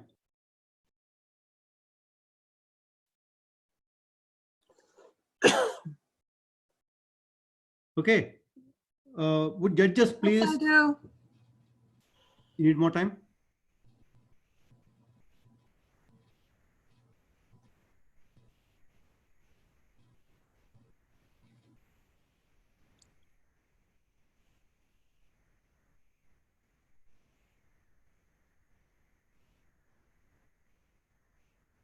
Okay, timer, let me know when if it is 30 seconds for additional time. Okay.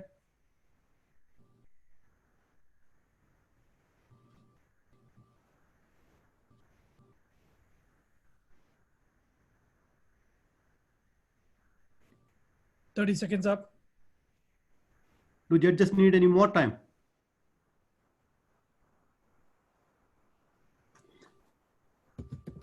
Okay.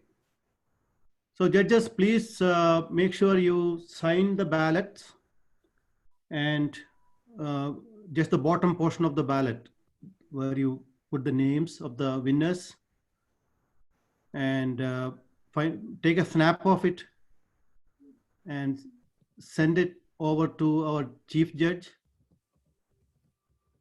and ballot counter, Jen Ho, or chief judge, Chris Boyk. Please email it to them. Any Well, questions? who do we email it to? I'm not clear on that. Because I don't have Jen's email address. Chris's is the one I always use. That's the only one I got. So Jen, can you put your email address in the chat box? So once again, if you just private instant message us, that will work for this. I have no idea how to do it on Zoom. In the to area, you can, so first click on chat, which should be next to screen share or share screen.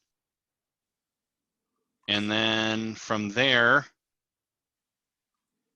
you actually can directly message us with the PDF file. And instead of doing everyone, I make don't sure have that a PDF file or anything set up. Why don't you just count me out, because I wasn't able to do almost half of what you were showing. Not a problem.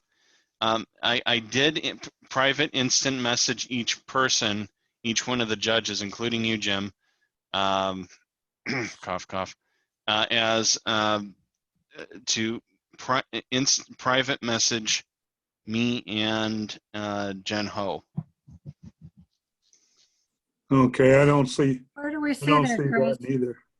You got it as well, Marianne. Where is it? In chat or share or where? Chat. Chat.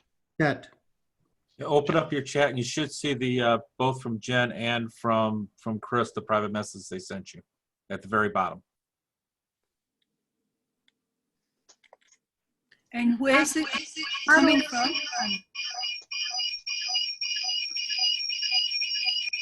Okay, Amy, you've got two computers, it looks like.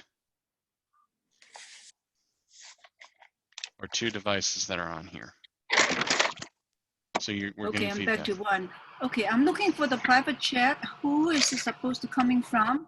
Oh, ballot counter, Jen Ho. Got it, sorry. Yep. Hey, Chris, really dumb question. The ballot itself, if it comes across as a JMP, is that all right? Yep, that is. Beautiful. Well, actually, it came across as a PNG, which is fine too. No, I mean PNG. Sorry about that. JPEG, GIF, GIF, JPG, JPEG, PNG, all those. MOUSC. Okay. Yeah.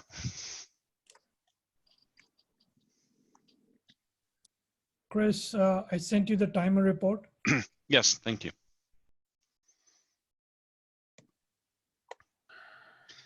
And this is why we have this mock contest, by the way, folks. It's to be able to actually work out all these bugs and find out what's most effective. Okay. Yeah, I don't. When you showed the time, the color card, you're supposed to hold it up. Yeah, you showed the green and then you took it away. You know, so you should keep it up until like 5 minutes, Yellow. 5 to 6 minutes. You know, yellow. You keep it on. And this was in the first speech, right? The Robin speech? Both speeches. Both of them. Okay. All right. So that's got, okay, clear. I was using my phone because the other one didn't work. The background didn't work. And I held it on for about less than 30 seconds. Didn't want the speaker to be disturbed, so I just took it off. Yeah, okay. But for next time, thanks. I'll make sure that's done. No, this is perfect because this is a learning opportunity for folks in the future. Just remember, timers, if you can't get the background to work, have something that basically does something like this and just hold it up like that. And if you're old-fashioned like me and you've got a old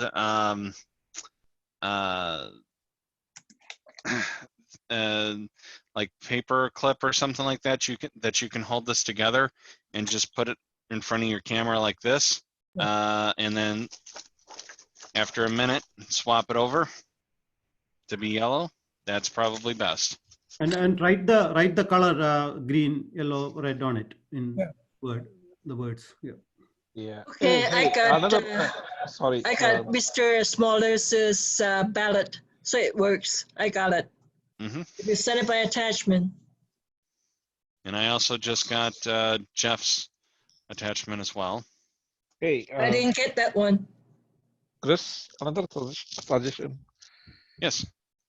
Is like we can probably again open Paint or something like that and have like red, yellow, and green, 3 different slides over there, and who is the timer can share those screens so that like they would know it's like red or green, or instead of like holding. I know what you're saying. You're basically saying this, but during a speech contest, the contestant goes away. Yeah. I mean, I'm saying the timer has to like have this, and whenever the speech contestant is speaking, like he has to pin the timer so that like when the time comes in, they can change to green, yellow, and red. But you have to keep this up at all times. And the spotlight has to be on whoever the presenter is. So the spotlight should be on whoever the primary presenter is. And I've got the spotlight on me right now, not trying to be spotlight, but you can see that even with the spotlight on me and a screen share going.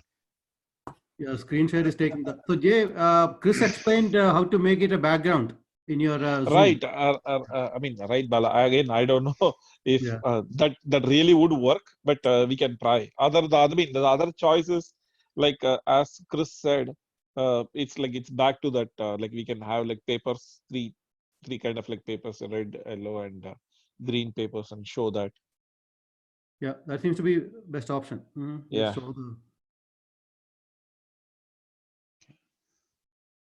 Okay, that concludes our speech contest. Madam, so we'll wait for Madam Ballot Counter. We'll announce the results when they become available. We'll announce the results when they become available. So Jen, I'm gonna move you over to the breakout room, and you and I can talk. Okay. All right. Good. And then, Mr. Contest Chair, please interview the contestants. Okay. All right. So are we moving to, okay, let's wait for the judge and ballot counter to leave the room.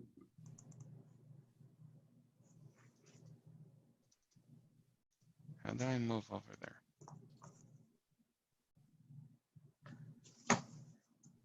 Okay. Don't do what I think you're about to do. What? No, It's trying to make everyone, it's trying to move everyone into the breakout rooms. So I'm creating a new one, and I'm going to just assign you to that. And you should get a message now requesting to go into the breakout room. In a minute. I just opened up my computer. Hang on.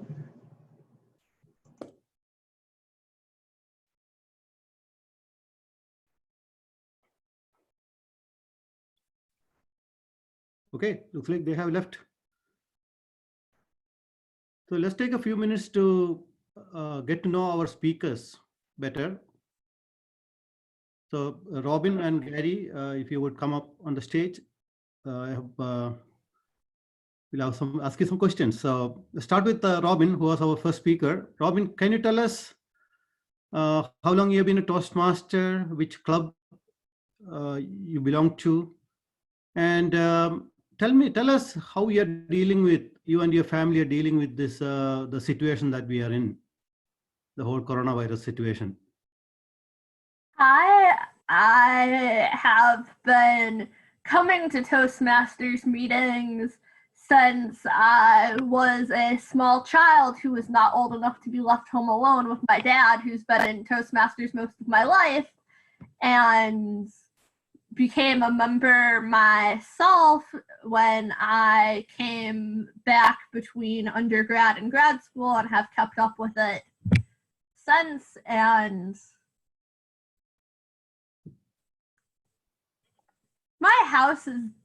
my family's house is not the biggest place, so, and my parents both like to have some amount of alone time. The current situation is not the most conducive to alone time, and that is something we are getting used to. But at the same time, the good things about being together, like hugging and things, are no-go at the moment. So I am not the biggest fan of this whole self-quarantine situation, though I do understand it is necessary for the good of everyone, and we're dealing with it, but it's not fun. So Robin, how long you have been a Toastmaster club member, and which club you belong to? I'd say about 4 years at this point, and Key City. Key City, okay. Thank you. Is there anything else, any other hobbies or interest that you want to share with us? I really like playing Dungeons and Dragons, and my group plays online, so we're actually getting to play more with the COVID-19 self-quarantine situation. So that's one bright side. Okay, thank you. Thank you, Robin.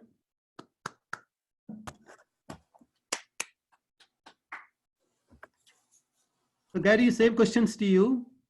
How long you have been a Toastmaster? Which club you belong to? And how you and your family, how are you dealing with this current coronavirus situation? Gary. Yeah, thank you. So I haven't been with Toastmasters as long as Robin. I've just celebrated my 1-year anniversary about 2 weeks ago. So a little over 1 year.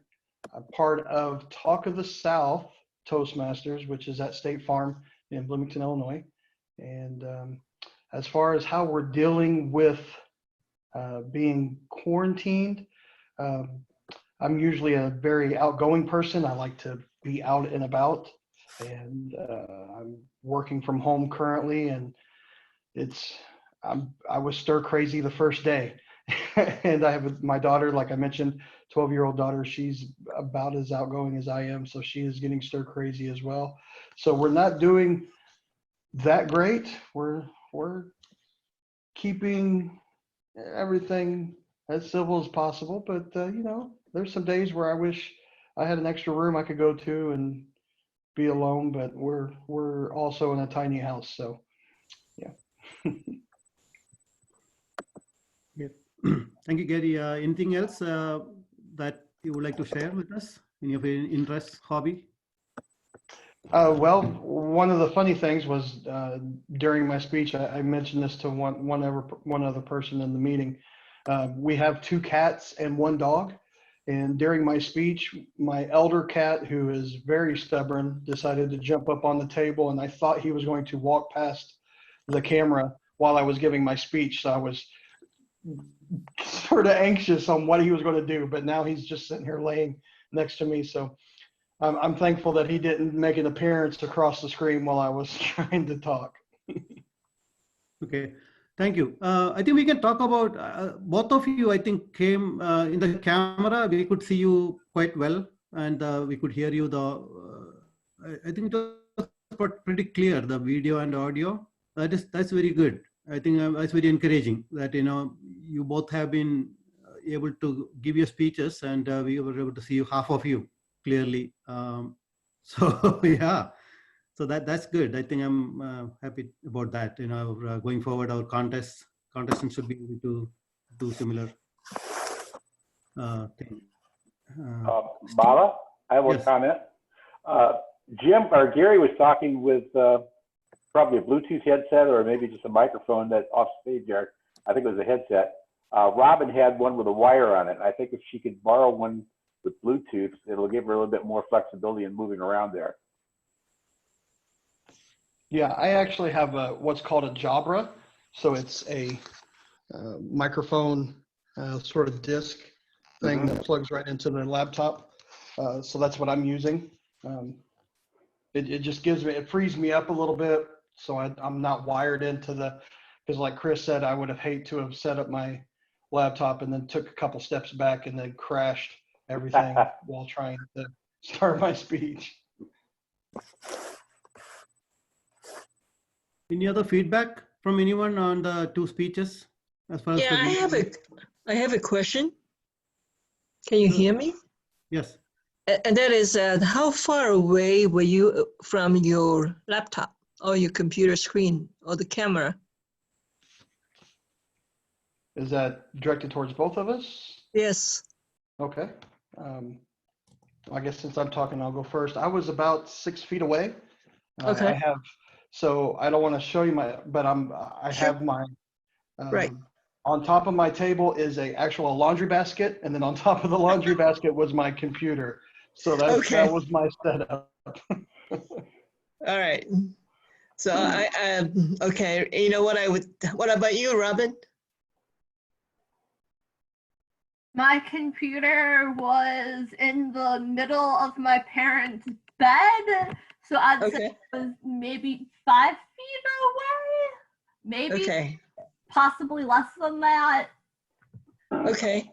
Well, here's what I was thinking. Then maybe y'all can play with increasing the height, doing what you did, whether stacking it up on a pile of books or something, and then practicing with it with the camera on, and then seeing how it looks to you, whether you are looking directly into the computer, because it looks like that's something that that might be helpful, because what it is it looks like you are looking down a little bit and not looking directly at a camera. Thank you. Thank you. Thank you.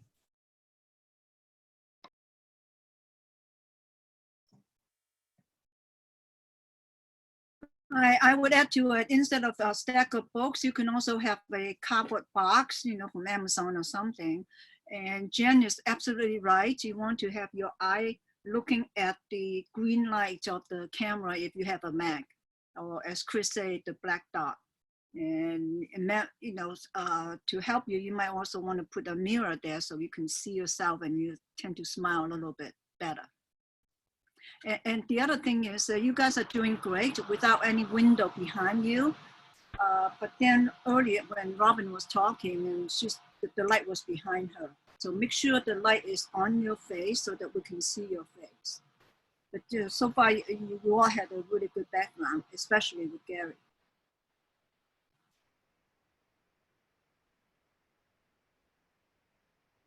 Yeah, thank you. Thank you for that feedback, comments. Anybody else? Any other comments while we are waiting for Judge? Yeah, sure. This is Arun. So Robin and Gary, this is the very first time I was looking at the online speech. And considering, I'm not sure if either of you have done this before, like a virtual speech, but I'm watching it first time like this. And I was pretty impressed that if this is your first time, then it really went very well. That's all. I just wanted to give a feedback about that.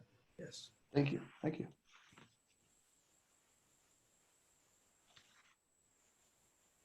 Okay, I was chatting with our chief judge here. That he's done. He should be here.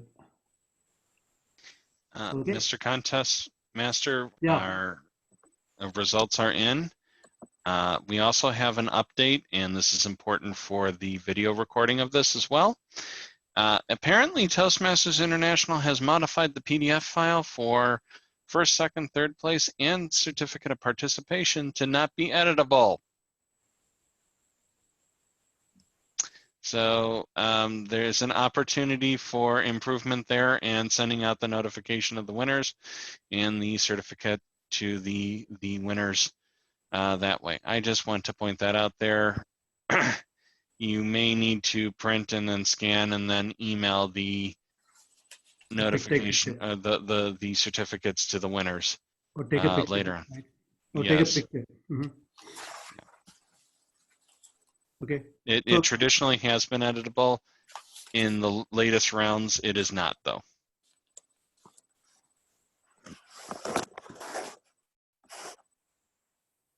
Okay, Chief Judge, do you have the results? The results are in the chat with you privately. Okay. So our second place goes to Robin. Second place today, the International Speech Contest. Second place goes to Robin. Give her a big round of applause, please. It's better to actually use the sign language applause than clapping in a virtual meeting. Yeah, okay. So our first place winner is Gary. Gary, congratulations.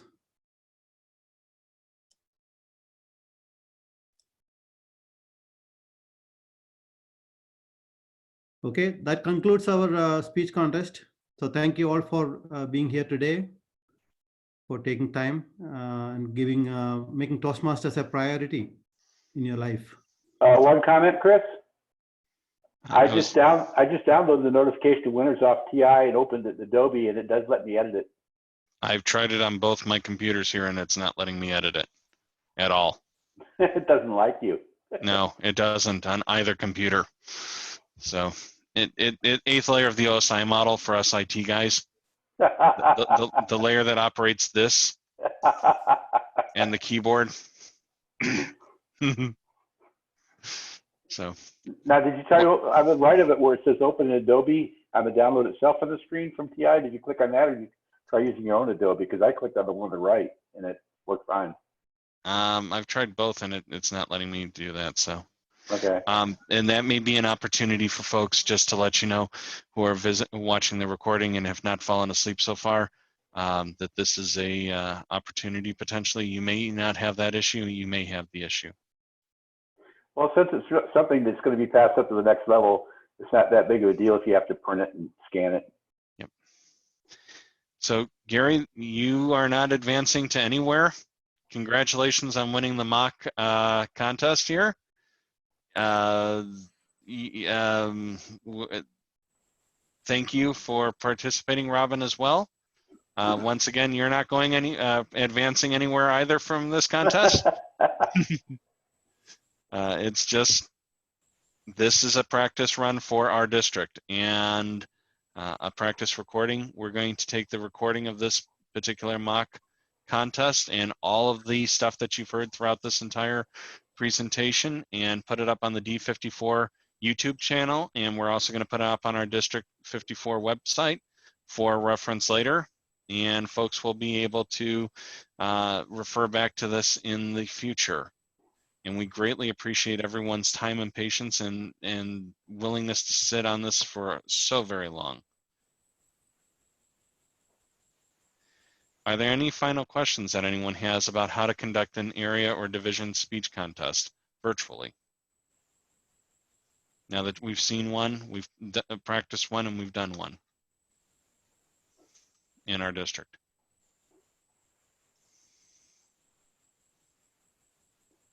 So Chris, you will join all the remaining speech contests as a host and facilitate. I'm planning on attending as many as I possibly can.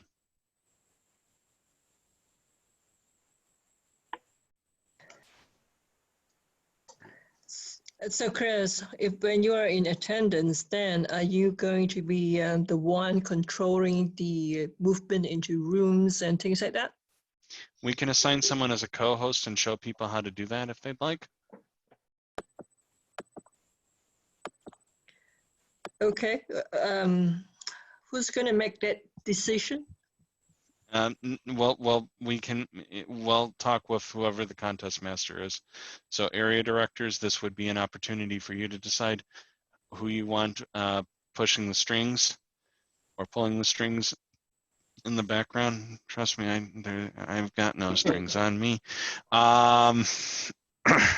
It's a question of how comfortable they are, whether we can find someone who's comfortable with using Zoom for that, for this. Correct. And some Chris, folks may choose to use WebEx or Teams or Skype or GoToMeeting. Yes, Jay. question, do we need to like kind of call all the contestants and do a kind of like overview before we even do the contest? Yeah, like it's not a bad idea.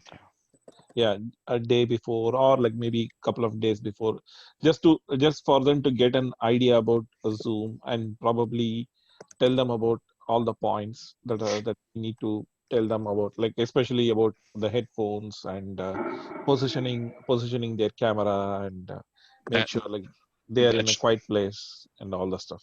Yeah, that would be a good thing to have. Also refer them back over to this video once we've got it posted. Sure, okay. Sure. And we're going to end the recording now. Thank you very much, everyone, for your time and patience. And in the future, for every one of the Toastmasters who are watching this, we hope that this is only being done in the 2019-2020 year, and future years have wonderful contests, and we wish every contestant as the best of luck. Judges, ballot counters, timers, chief judges, contest masters, contest chairs, thank you all for doing the great work that you do in helping out the development of everyone who's involved. This is a learning opportunity for everyone, and we greatly appreciate your patience and willingness to help with this. Thank you. And thank you for taking Thank the you. opportunity to do this. Right. Ditto. Sure. Thank you. Thank you.